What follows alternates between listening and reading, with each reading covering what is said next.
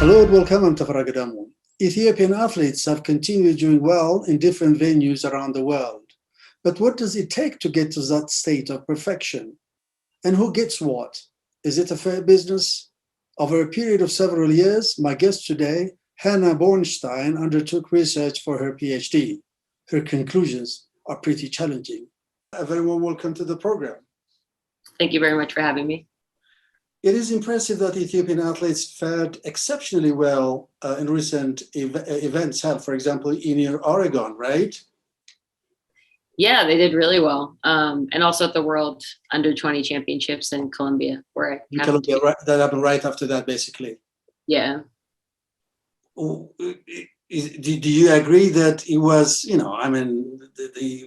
they did very, very well, and I was wondering why this time around, because it looks like it was like a flood, right? Yeah. Yeah, definitely. I mean, it reminded me a little bit of in 2018 when I went to the Finland Junior Championships and they didn't do very well, but athletes often talk about like morale as something that you give as kind of like collective experience. And so I think that like the sort of collective training style that Ethiopian runners have been more accustomed to than other countries, the way that they kind of like get into a hotel and train together. I know some people have problems with that. But I think when they start doing well, it like lifts everyone else's spirits and they kind of like want to be a part of that momentum. I think, like the Olympics, for example, last year there wasn't quite that momentum throughout the competition. So yeah, I think that like good performances often beget better ones. Collective experience, that's a key word, right here. I mean, right, it was pretty much visible, particularly with the women, right? Yeah, especially with the women. And yeah, I think that like people sort of discount how well these athletes know each other, or at least like from the United States. I mean, it's not that the top athletes here don't know each other, but you might have 3 people in a 5,000, but they've never run a mile or a kilometer together. Whereas Ethiopian athletes, for the most part, if they're on the national team, they've probably done tons and tons of training with each other. So like that experience of having a teammate, watching them do well, it is like really inspiring. I think anyone that's like run on a, university cross country team can kind of attest to that. But I think in Ethiopia in particular, that emphasis on group training, it's so important. The concept that you like could run individually is totally foreign. Doing research, that was always like, when I would be running on my own, people kind of be like, you can't adapt that way. You can't adjust, like you can't grow in that sort of way. So, but this is not to say that they are not in competition with each other, which is a key element in competitions, right? Yeah, definitely. And I mean, I even know like some athletes that really struggle with that. One runner told an agent who told me that like she really didn't want to run this marathon because she was going to be competing against her teammate. But at the same time, I think that, all the athletes like understand that, but they also know that they need each other in the training to get stronger. Again, this kind of like emphasis on Yebudin Sera is like really important in something that people talk about a lot. How are athletes made in Ethiopia, you think? Oh, it's a very broad question, but it's a great question. I think it's the question that I ask, and I feel like I'm still asking, even though I've written an entire dissertation about it. I think that they make themselves, but I think that they're made like through their training, but also their relationships and how they navigate those relationships. The depth in Ethiopia is like remarkable. Like the amount of talent, I think, is something that until you go and see it, it's like hard to grasp just how many good athletes there are. And so in order to like succeed to the highest ranks, I think you have to not only be really good at running, that's obviously prerequisite, but you have to be able to like figure out how to navigate how your life is also going to change really dramatically. So I talk about relationships in particular that women have with, friends and mothers and the expectations of motherhood, but also husbands and some of the kind of tricky situations that women can get into coming from the countryside to the city to eventually internationally, relationships with agents and ultimately sponsors. Running's not, it is an individual sport, but it's also highly social in like a multitude of ways. So all of these things kind of converge. You said made themselves despite the odds, right? I mean, Yeah. not all, particularly women, are encouraged to make it, right? And of course. you talk about that in some detail in your work. Yeah. Despite the odds is probably, it's definitely something I should have included. I think I first came to Ethiopia in 2013. Yeah. And I came pretty like naively and pretty like wide-eyed and starry-eyed and expected that I was going to meet all these athletes who like, it's not that running is not a source of cultural pride and like national pride. I think it is for a lot of people, but there were a lot of athletes, especially women, who were going into running and like from the get-go, their mothers, their family members like opposed this. It was not seen as something that was like proper, like even sort of like the most baseline, they were like fighting so many obstacles just to like have a chance at running. And then they're like, like I said, so many hazards along the way. And so some of them don't make it. Many of them don't. Or, I mean, of course, the question is always like, what does make it? Because that can mean very different things to different people. But yeah, I have friends that like never really succeeded in running, but I think that their relationship with running and their experience doing it has also colored the way that they live their lives in very interesting ways. And like that, so there's like a legacy there where it does still make them or they make it themselves in some kind of capacity moving forward. Right. It requires some form of endurance, right? Yeah, I think the whole project of becoming a runner is, and some that people, I mean, one thing you see in Ethiopia is people pursuing it for a long period of time, much longer than, the athletes, like where most of them come from, their opportunities to make a significant living are so, running is really like, I used to have a friend who used to, she'd be like, like what option was there? I didn't have any other options, like growing up. And it's kind of, if you come from the countryside, even the promise of like getting a school education doesn't really guarantee you where most of them come from. Yeah, exactly. So like people will pursue running 10, 15, 20 years if they can get into a club because, Leila Merchetialam is what they would say sometimes. It's like I didn't really have any other options. What does it take for a prospective athlete to be noticed, to be spotted? Yeah. I mean, I think like agents will tell you, and I think that there's a lot of truth to this, like going to competitions, watching athletes who are obviously talented and look young, because everybody knows that people will change their age. Sometimes when they like are about to approach competition, agents want to see that.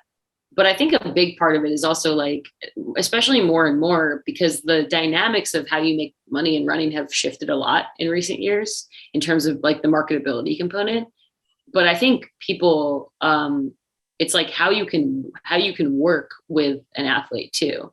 Like they're unfortunately so not reliant, but intertwined with this international economy. And in order to access that, if you don't speak English, like you really need an agent. You can't do it yourself. And you need a support system of coaches and for women, usually husbands to like help support them with their finances. So it's tricky because, again, these pitfalls, like you have to be able to navigate these relationships well to like truly be successful in the ultimate sense. But as we know from especially situations in Kenya, but Ethiopian athletes know it well too. I'm referring to Agnes Tirop, who was this Kenyan athlete who was murdered last year. And but Ethiopian athletes were talking about it as well. And they were like, it's the same here a lot of times. It doesn't always end in extreme violence, but this kind of notion of women feeling like men are, hanging out, trying to, not all, obviously, like there are plenty of wonderful, good, well-intentioned husbands, but people who are trying to see these women athletes as like, you know, cash cows essentially, or like just people to earn them money. That's a huge dynamic at play that people are aware of. And that's, you know, what happens like in countries where there's not a lot of resources and opportunities. Like people are trying to make a living the best they can, no matter how. Right. So it's like, as you discuss in your dissertation, it's a global south basically generating a pool, you know, athletes, and the global north consuming it, making profit, making money out of it.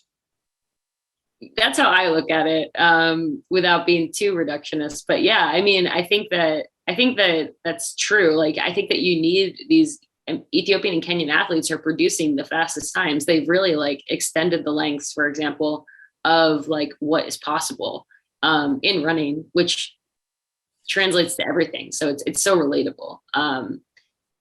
And then, yeah, I mean, I think that part of the problem is that the athletes don't always see themselves as value producers in the way that like I do, or like as much as like as reliant as the system kind of is on their athletic labor. But yeah, I mean, there are people that are making a lot of money, and institutions that are, and corporations that are. They're not very few. There are plenty of them, right? Yeah, definitely. I think that people like discount how lucrative the sport is.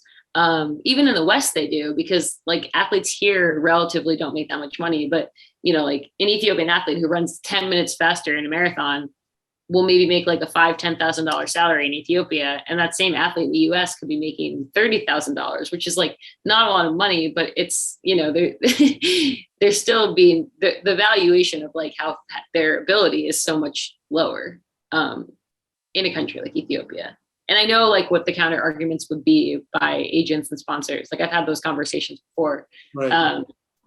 But yeah, there is like a huge discrepancy in terms of how that's valued. And a lot of a lot of it's like this underpaid or unpaid at all labor of these like thousands upon thousands of athletes who, like you said earlier, don't make it.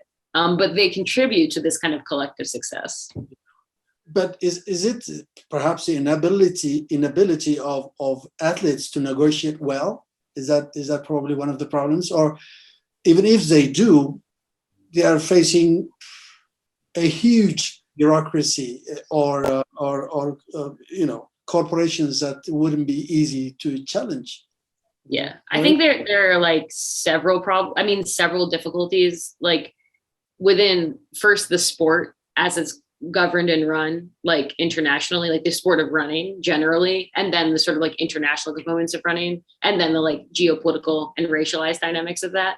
Because I mean, it's confusing like who is even one's boss in running. You know, when you have a sport like a more team-based sport where you are like paid a salary by a federation or something like that, like that's not true in running really at all. World Athletics, the governing body, doesn't really support athletes. They don't pay them. They're mostly paid by private sponsors. So even when you like, if you were going to kind of demand some kind of collective action, a lot of times there's like most of the athletes go to the governing body, who, you know, obviously, and World Athletics is like a very old bureaucratic system, much like the IOC, which doesn't, you know, split revenue between athletes and owners, like things like that, which is present in other sports. And so because their structure is, in my view, more archaic in a lot of ways, the structural ways of combating that are much more complicated. And then, yeah, you have the international component and the fact that, you know, athletes, there's so many different languages spoken. I mean, there's a lot of really difficult ways that they could like ask for change. And it's interesting, the introduction, if you will, of that, the tracking watch. Yeah. Has helped facilitate the process, but at the same time, it has become a tool for exploitation. That's how we argue, right? Yeah, I think that people would like take the term exploitation as extreme, as I like sometimes use it, but I'm mostly trying to like actually track how value is accumulated and like who profits off of what. So like the sort of textbook definition of exploitation is like someone is like not being paid, like not being compensated to the amount that they're producing value. So that's like how I'm thinking about it. but yeah, I mean, again, in 2013, everything was done in time. I came, there were like these really basic Casio, Seiko watches. Everybody always had a watch. And then over the years, these kind of GPS watches like started flooding the running scene. And now I wouldn't say everybody has them, but a lot more athletes do. And, the interesting thing here is that like, this is, the athletes view this as like a huge boon. I mean, scientific advance in general is like welcomed by athletes, I think all over the world. They want to like better their training. They want to have every advantage possible, but they're not always as keenly like aware of how their data is being used. And that's not really part of the conversation as much as it is, at least here, like a lot of people are talking right now about data, whether it's data is transferred in real time to labs in the US, for example. Is that what you're saying? Well, so for top athletes, that's true. Yeah. And then there's lots of modes of surveillance I think that can take place. I think the ones I'm interested are like how these corporations are using data. And like a lot of the times the answer is we don't totally know. But then also, so their coaches might track their data, their husbands might track their data. Of course, they're tracking themselves. But yeah, and on sort of a more extreme level, there are arrangements with corporations and labs that are looking at this data. And again, the sort of like, it's to make them better athletes. That's sort of like the way it's explained. But one, to what end is like what I want to ask, and two, how else are they using that data? Which, and like what are the ethics of using data and not really informing the subjects? I mean, as a researcher, you have asked those questions, right? Yeah, and so like what I was finding was that I think that a lot of people don't consult Ethiopian athletes about their feelings because they like don't think that they're smart enough or educated enough to make informed decisions. Like I've heard that a lot is like, oh, well, they don't have school, like they can't read, whatever. But so a lot of people that, especially if they don't speak Amharic, they won't even like talk to them. But and I'm not saying that that's not true, but a lot of athletes like are interested. They're just used to be in a submissive role where they don't feel like they can ask questions. So there's a lot of these like geopolitical, racial power dynamics in play. And I think like I'm keenly aware of them just because I've been I had like undergraduate advisor who told me like, you're going to be in a position of power, whether or not you realize it or not. That's just like a white researcher in a foreign place, like you automatically are. So you have to like figure out how best you can deal with that. And, if people aren't used to being asked questions and like how they feel about things, they're not going to just all of a sudden come out and voice it. So you have to, I think it would be like at least a little bit better if there was some kind of way to have that conversation before you just like strap a watch on an athlete, and say like, this is going to make you a better runner. Perhaps that's idealistic, but yeah. But for now, that seems to be the only way out, right? Yeah. I just found that like, even when I would talk to athletes about their contracts or whatever, and they were asking questions, like I found that some of them would, if you give them the opportunity, they will ask questions. Like they are curious about how things work.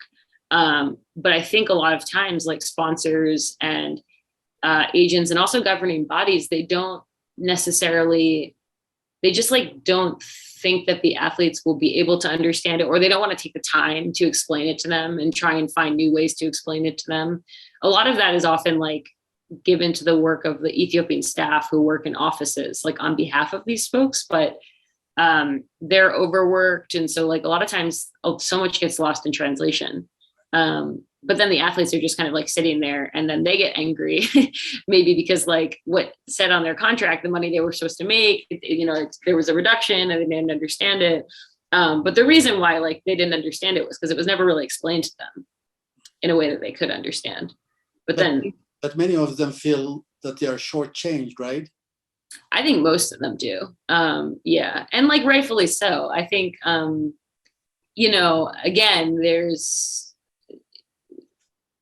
there's this kind of like huge, I always look at it as there's a lot lost in translation, and a lot of it's linguistic translation between like English and Amharic or Oromo, whatever language they speak. And a lot of it's cultural translation. And so contracts are complicated, like often with sponsors and with races, and there are reductions if you don't perform a certain amount times or to a certain level. There are taxes that get taken out. If you win a race in a foreign country, agents get a cut of everything that you earn. So on paper, like it can be really disorienting. Like, oh, it says I won $10,000. Why am I only taking home 5 or 4,000 of that? And then also, you know, of course, Ethiopian athletes have to contend with the fact that their families are like, wait, why aren't you rich? You like went abroad and won a race. You should have endless amounts of money. So they're dealing with that stress. And, but a lot of times, yeah, I mean, I think that they are aware that they are being shortchanged. They just don't always know what to do about it or if they can do anything about it. Anyway, this process could be democratized, if you will, in the years ahead. Yeah, I think that like, again, I think it's the reason why it's complicated is because it's an international sport. And so I think that there has to be some form of collective bargaining in running. Most other federations have it. And then I think that there's definitely like a lot of ways that it could be democratized, but like World Athletics, you know, they are very good at making decisions without asking any of the athletes their input. They do that all the time. You know, I look at a sport like the NBA in the United States or the MLB, and I know that structures are different, but those athletes, part of the reason why they're so successful is because the sport is popular, but part of it is because they have like incredibly impressive collective bargaining agreements. I mean, those athletes, I tell athletes all the time, those athletes get 50% of revenue shares in most cases.